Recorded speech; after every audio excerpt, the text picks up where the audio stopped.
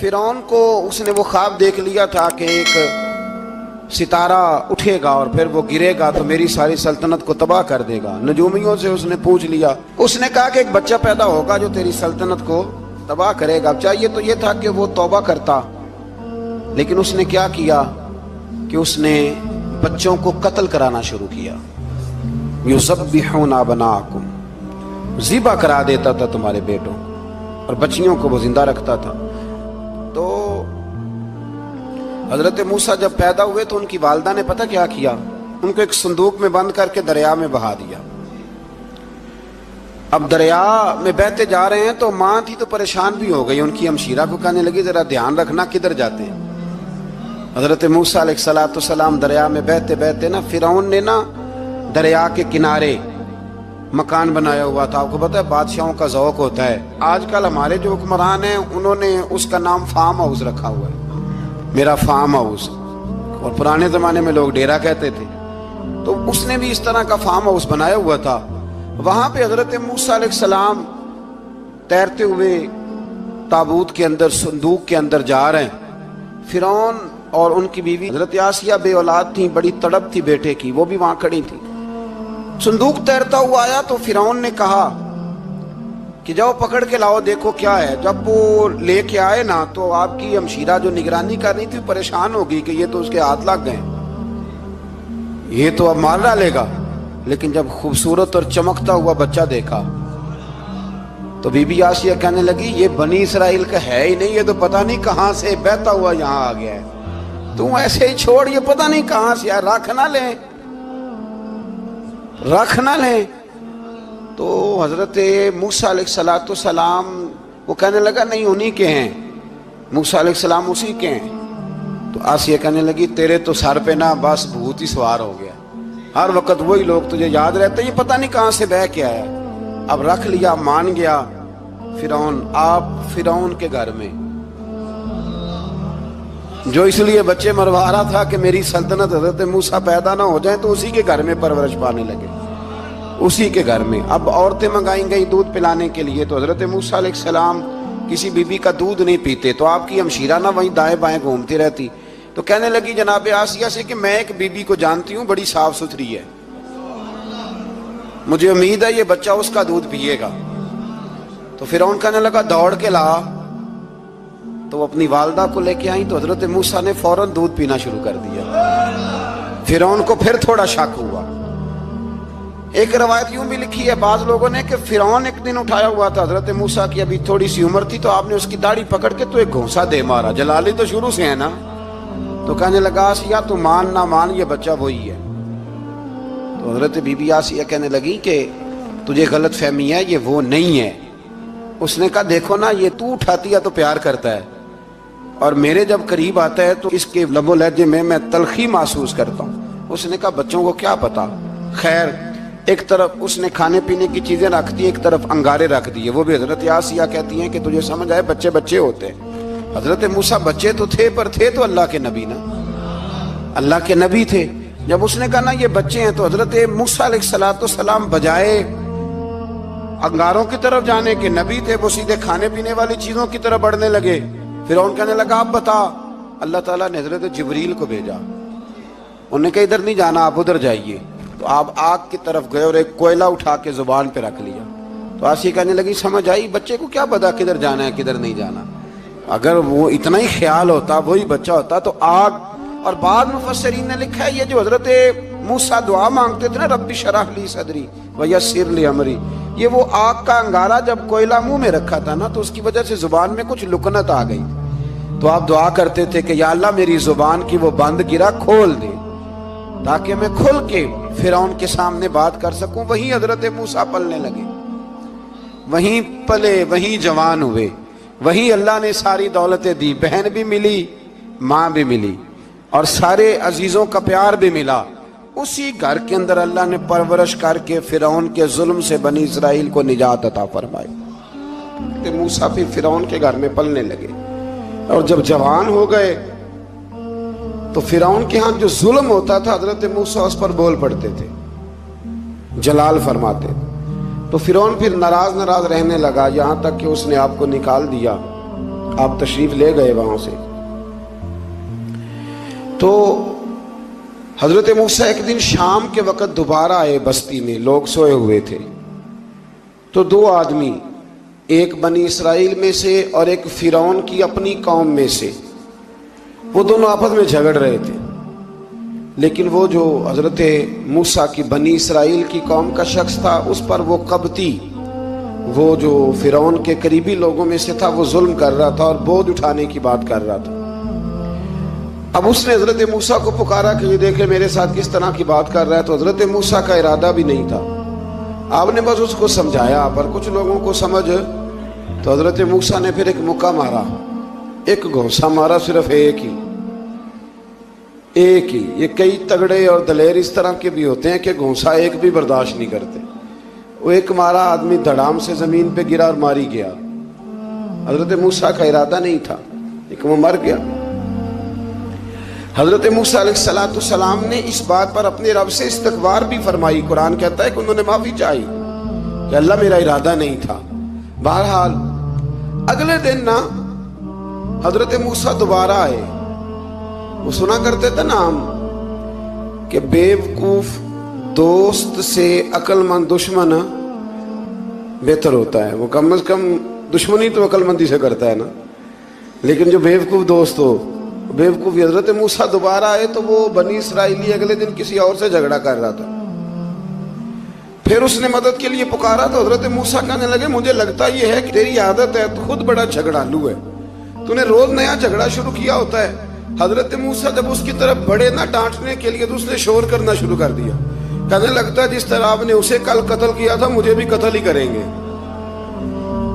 یہ انسانوں کا مزاج ہے کہ آپ جب تک کسی کے طبیعت کے مطابق چلیں گے وہ راضی رہتا ہے، اور ذرا آپ اس کی طبیعت سے ہٹتے ہیں تو وہ شور کرتا ہے. اس نے کہا جی آپ مجھے بھی لگتا ہے ماریں گے. حضرت موسیٰ کلیم اللہ علیہ نبینا علیہ السلام کے بارے میں جب اس نے شور کیا تو بات پھر فرعون کے دربار تک گئی. وہ تو پہلے ہی بہانہ تلاش کر رہا تھا. اس نے کہا ڈھونڈو پکڑو اور معاذ اللہ شہید کریں گے. کسی نے آ کے خبر دی کہ آپ جہاں سے ہجرت کر جائیں، اس لیے کہ آپ کے لیے یہاں حالات درست.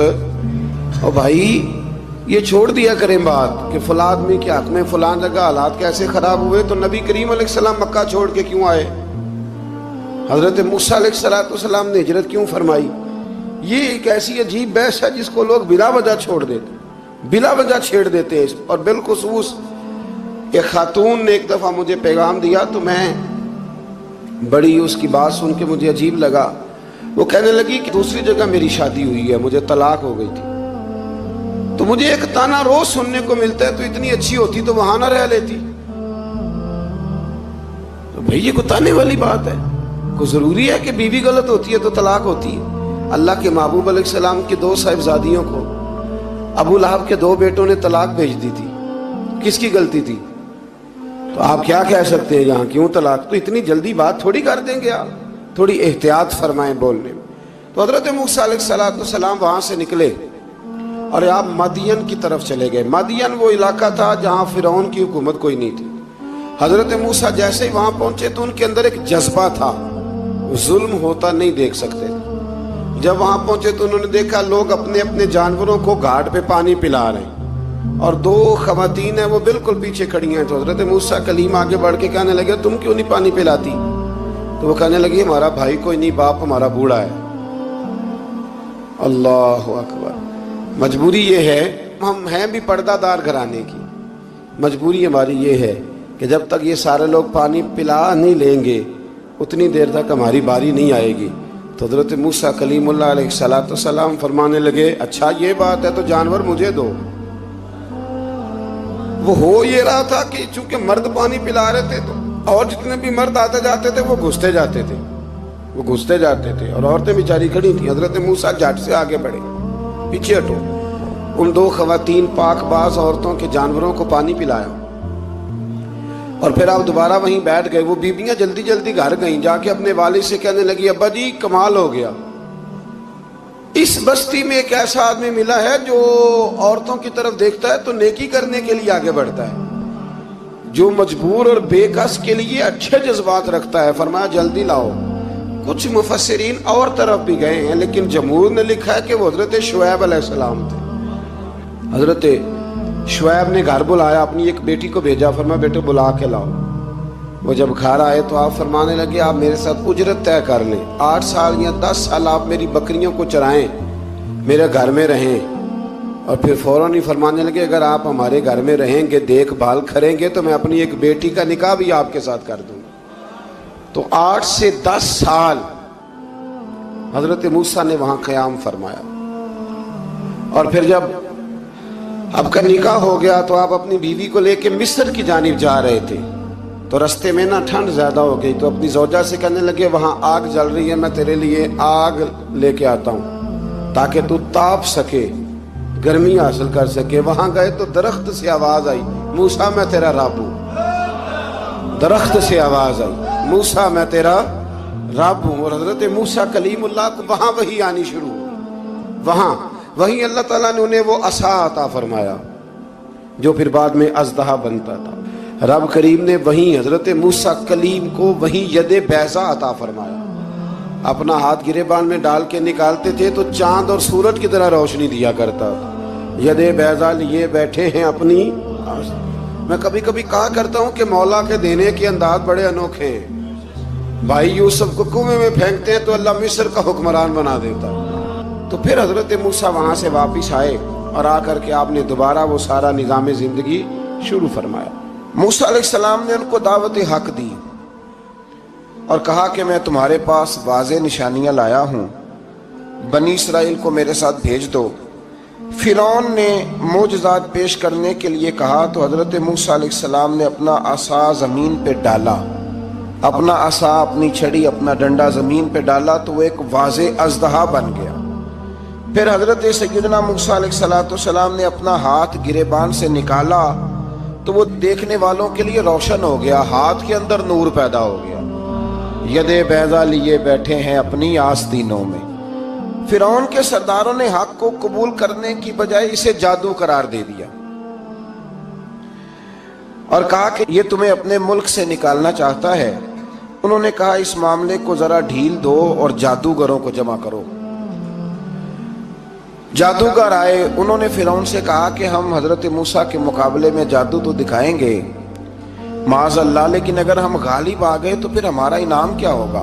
सौदा पहले तय करना है, क्या इनाम मिलेगा? उसने कहा कि अगर तुम गालिब आ गए तो मैं तुम्हें अपना करीबी बना लूंगा। बादशाहों का करीबी होना भी तो बड़ी बात है ना, लोग बड़े पापड़ बेलते हैं करीबी होने के लिए। और ये जो करीबी होते हैं ना, बिलखुसूस जो बादशाहों के करीबी होते हैं, बादशाहों की तबाही का सबब भी यही लोग ही बनते हैं। ये उनको रोज खबर देते हैं कि सब अच्छा है, सब अच्छा है। और दुनिया के ज़्यादातर हुक्मरान इन्हीं लोगों की वजह से तबाह होते हैं, क्योंकि उनका खुद आवाम से राब्ता नहीं रहता। अगर वो खुद आवाम के साथ डायरेक्ट राब्ता करें तो शायद उन्हें अच्छी और साफ सुथरी चीज़ें समझने को मिल जाए। खैर, जादूगरों ने जब कहा हमें क्या दोगे, तो उसने कहा तुम्हें करीबी बना लूंगा। जादूगरों ने मूसा अलैहिस्सलाम से कहा कि आप पहल करेंगे या हम पहल करें? तो मूसा अलैहिस्सलाम ने कहा तुम पहल करो। जब जादूगरों ने अपनी रस्सियां जमीन पे डाली तो लोगों की निगाहों को सहर ज़दा कर दिया, जादू कर दिया और उन्हें डरवा दिया। उन्होंने कहा ये तो बड़ा जादू ले आए। तो अल्लाह ताला ने हजरत मूसा अलैहिस्सलाम को हुक्म दिया कि आप भी अपना असा जमीन पे डालें। उनकी रस्सियां सांप बन गई थी ना, दरअसल वो सांप बनी नहीं थी, लोगों की आंखों पर जादू हो गया था, उन्हें सांप नजर आ रहा था। फरमाया आप भी अपना असा जमीन पे डालें। वो असा सांप बना और जादूगरों की सारी चीजों को निगल ही गया। उनकी बहुत सारी रस्सियां सांप बनी थी, इनका एक ही असा सांप बना और सबको निगल गया। इस तरह के मोजज़े की हकानियत और जादूगरों का बुतलान साबित हुआ और फिरौनी रुसवा हो गए। जादूगर सजदे में गिर गए और अल्लाह पर ईमान ले आए। फिरौन ने उन्हें धमकी दी कि तुम मेरी इजाजत के बगैर ईमान ले आए हो, मैं तुम्हारे हाथ और पांव मुखालिफ सिमत से काट दूंगा, यानी उल्टा हाथ काट दूंगा, सीधा पैर काट दूंगा। मेरी बगैर इजाजत ईमान ले आए हो और तुम्हें सूली पे भी चढ़वा दूंगा। उन्होंने कहा कि ईमान लाने की पादाश में तुम हमें सजा देना चाहते हो। फिर उन्होंने अल्लाह ताला से सब्र और इस्तिकामत की दुआ की।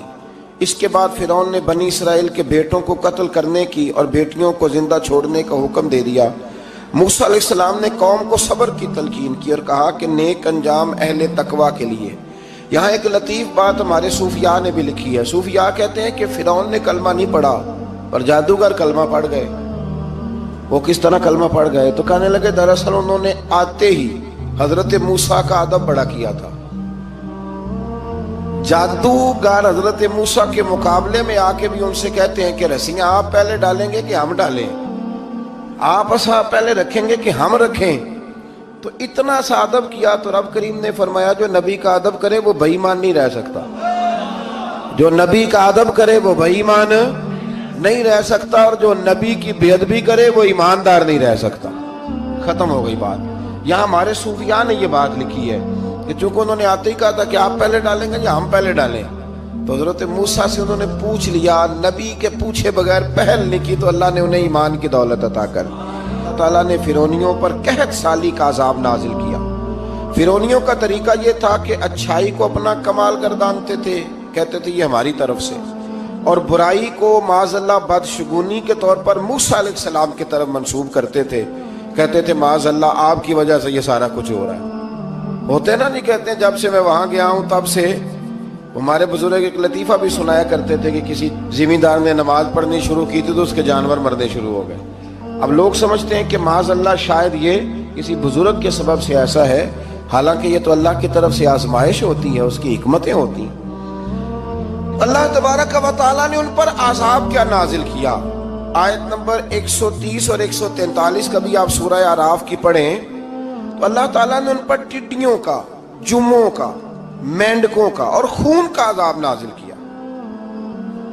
یہ کس قسم کا عذاب ہے؟ جمعے پڑ گئے، ٹڈیاں آ گئیں، یہ اللہ نے عذاب نازل کیا۔ جب وہ عذاب میں مبتلا ہوئے تو موسیٰ علیہ السلام سے کہا کہ آپ اللہ سے دعا کریں کہ ہم سے یہ عذاب ٹل جائے، اگر ایسا ہوا تو ہم ایمان لے آئیں گے، بنی اسرائیل کو بھی آزاد کر دیں گے۔ لیکن موسیٰ علیہ السلام کی دعا کے نتیجے میں جب عذاب ٹل جانے کے بعد فرعونی پھر اپنے وعدے سے پھر گئے۔ بنو قریظہ والوں نے بھی کئی دفعہ حضور سے وعدے کیے پر اپنے وعدوں پر قائم۔ ایک بات آپ سے یہاں روک کے عرض کر دوں، ہم بھی کئی دفعہ کہتے ہیں ذرا بریک کبھی گاڑی کی نہیں نہ لگتی تو ہم ارادہ کرتے ہیں کہ آج سے ہی نماز شروع کر دینی۔ ذرا طبیعت زیادہ لیل ہوتی ہے تو ارادہ کرتے ہیں نا کہ بھائی آج کے بعد ہم نے نیک، پھر کیا ہوتا ہے شفا ہو گئی تو چھٹی ہو گئی۔ یہ طریقہ درست نہیں، یہ تو کفار کا طریقہ بیان کیا نا قرآن پاک نے۔ یہاں فرمایا جب اللہ تبارک و تعالیٰ نے انہیں نجات دے دی تو اپنے وعدے سے مکر گئے، تو پھر اللہ تبارک و تعالیٰ نے بنی اسرائیل کو سمندر پار کر کے ایسی قوم کے پاس پہنچا دیا جو بتوں کی پرستش کرتی تھی۔ وہ تو بچ گئے لیکن فرعونی سارے دریا کے اندر غرق ہو گئے۔ حضرت موسیٰ علیہ السلام سے کہنے لگے کہ ہمارے لیے بھی ایک خدا بنا دیجئے۔ حضرت موسیٰ علیہ السلام نے فرمایا بت پرستی کرنے والے جاہل ہیں۔ یہ بت پرست قوم کے پاس جب گئے نا بنی اسرائیل والے، بت پوجتے ہوئے دیکھا تو کہنے لگے ہمارے لیے بھی سامنے بنا کے رکھ دو۔